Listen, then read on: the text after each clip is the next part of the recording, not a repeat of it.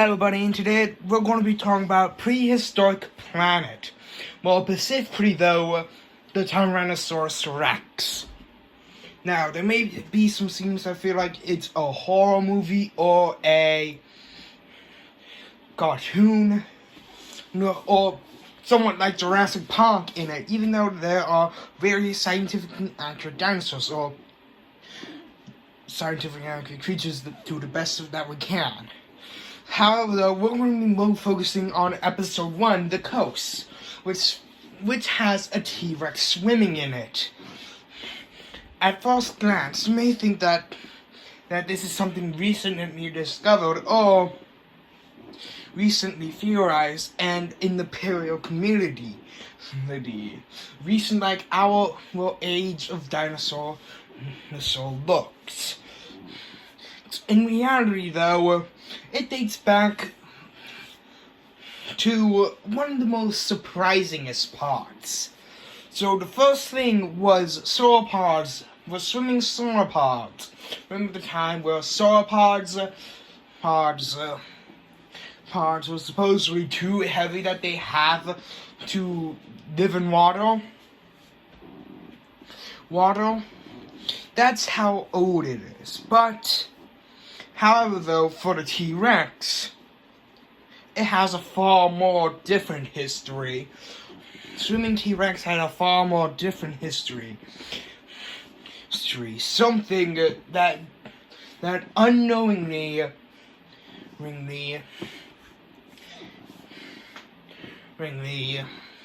somebody had guessed almost 100% correctly. And let's just say,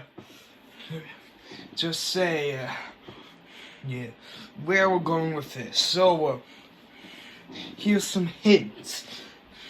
Watch out for bombs and smelly creatures, because there could be a good chance of creatures that smell like they're dying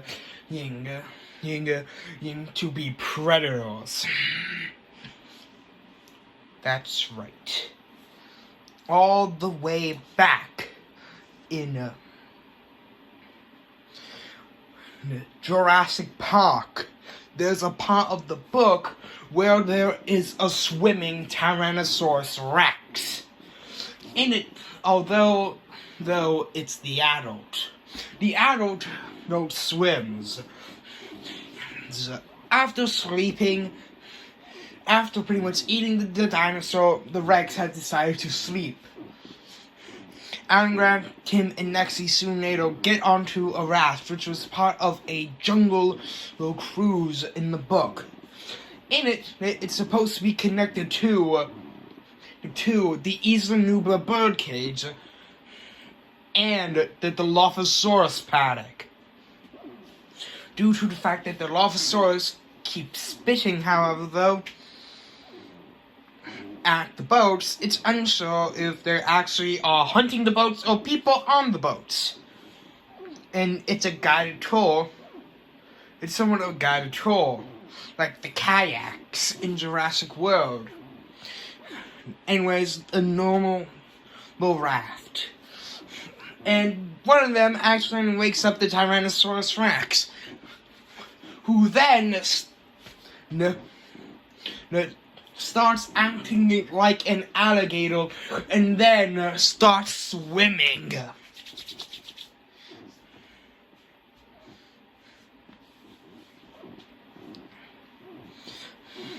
When towards our protagonists, they are somehow able to somewhat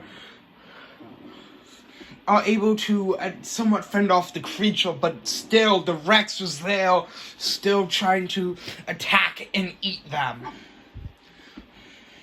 So what happened that made these two one of the survivors of Jurassic Park?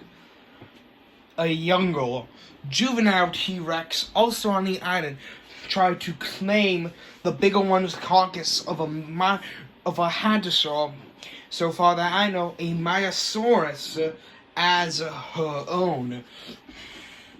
No.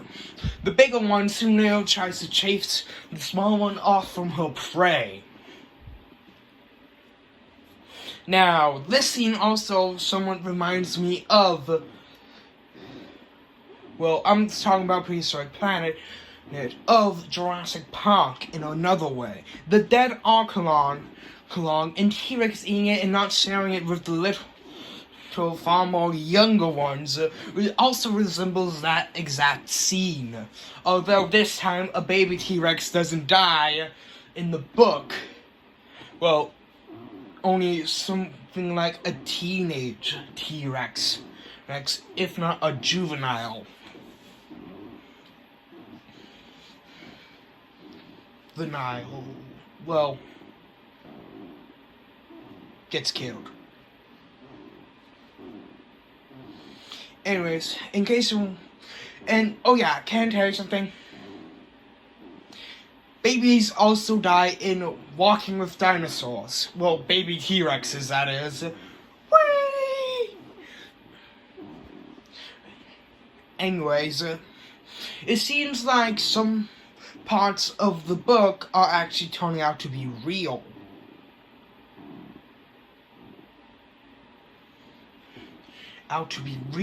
Scenes that could actually happen in real life with a far more realistic dinosaur. So taking up the mantle of the older one. So far, it looks like Jurassic Park ain't gonna be real, but there's a potentiality of us being able to clone dinosaurs.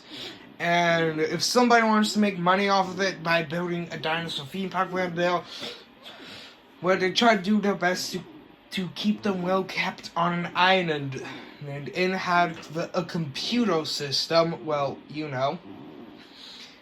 as the main basis of the park was built on, then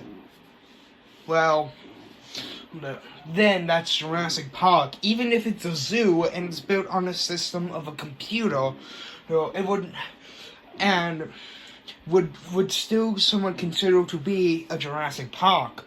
Once it fails, though, this ending can have many different choices. No people or less people can die. Or it all goes wrong while it is open.